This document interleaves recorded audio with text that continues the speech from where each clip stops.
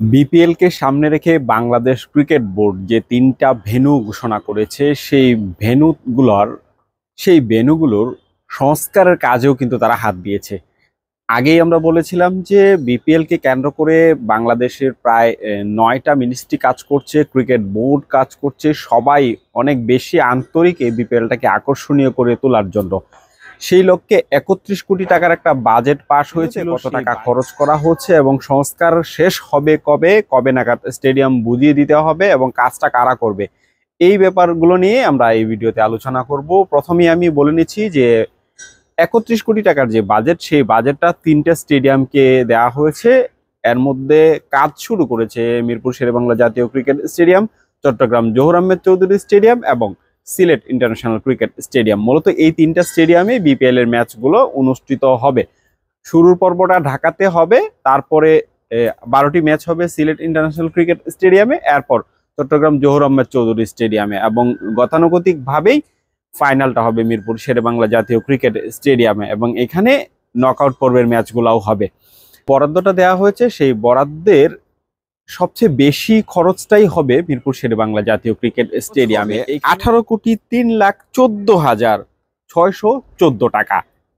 এখানে স্টেডিয়ামের যে চেয়ার আছে, চেয়ার থেকে শুরু করে অন্যান্য যে অবকাঠামো উন্নয়ন, যেগুলো একদম দ্রুত জরুরি, যেটা না হলেই না, জন্য আরো কিছু কাজ আছে, সেই কাজগুলো এখানে হবে। ইতিমধ্যে মিরপুর শেরেবাংলা জাতীয় ক্রিকেট স্টেডিয়ামের যে গ্র্যান্ড স্ট্যান্ডের যে চেয়ার আছে সেগুলো বদলানো হয়েছে এবং জুয়েল স্ট্যান্ডের চেয়ার সেগুলোও বদলানো হয়েছে এবং যে সাইডগুলোতে চেয়ার থেকে শুরু করে বিভিন্ন ক্যান্টিনের জায়গাগুলো যেগুলো ইতিমধ্যে আসলে ভেঙে পড়েছে বা বসার মতো অবস্থায় নাই, সেগুলো কিন্তু আসলে সংস্কার হচ্ছে।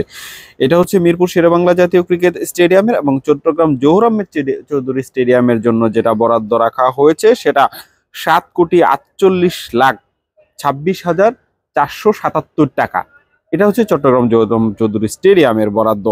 এবং আমরা যদি বলি সিলেট আন্তর্জাতিক ক্রিকেট স্টেডিয়ামের যে সংস্কারের কাজের জন্য ব্যয় ধরা হয়েছে 4,99,94,688 টাকা। এটা হচ্ছে মোট 31 কোটি টাকার যে বাজেট, সেই বাজেটটা 3টে স্টেডিয়ামকে বরাদ্দ দেওয়া হয়েছে। সবচেয়ে বেশি আমরা ইতিমধ্যেই বললাম যে সবচেয়ে বেশি বরাদ্দ পেয়েছে মিরপুর শেরেবাংলা জাতীয় ক্রিকেট স্টেডিয়াম, তারপর চট্টগ্রামের জহুর আহমেদ চৌধুরী স্টেডিয়াম, এরপর সিলেট আন্তর্জাতিক ক্রিকেট স্টেডিয়াম। এই হলো বরাদ্দের পরিমাণ এবং সেই কাজটা আসলে কারা করছে। কাজটা সেনাবাহিনীর তত্ত্বাবধানে হচ্ছে এবং 16ই ডিসেম্বরের মধ্যে এই কাজটা কিন্তু তাদেরকে বুঝিয়ে দিতে হবে। অর্থাৎ সংস্কারের যত কাজ আছে সেই কাজগুলা 16ই ডিসেম্বরের মধ্যে হ্যান্ডওভার করতে হবে। 30 ডিসেম্বর হবে মিরপুর শেরেবাংলা জাতীয় ক্রিকেট স্টেডিয়ামে প্রথম উদ্বোধনী ম্যাচ বিপিএল এর। তার মোটামুটি 15 দিন আগেই কিন্তু তাদের এই কাজটা পুরোপুরিভাবে বুঝিয়ে দিতে হবে এবং সেই লক্ষ্যেই কিন্তু ইতিমধ্যে কাজ করছে।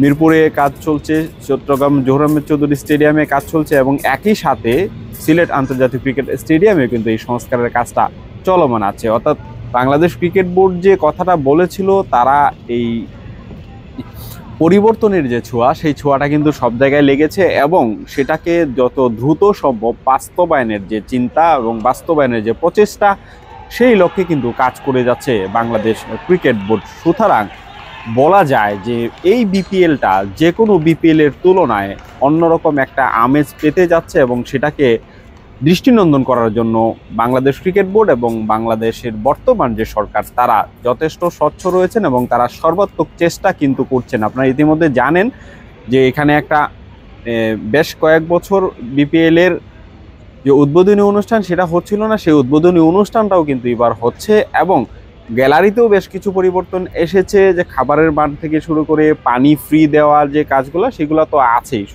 বিপিএলকে অনেক বেশি আকর্ষণীয় করে তোলার জন্য বা যে কোনো সময়ের তুলনায় বিপিএলটাকে আরও বেশি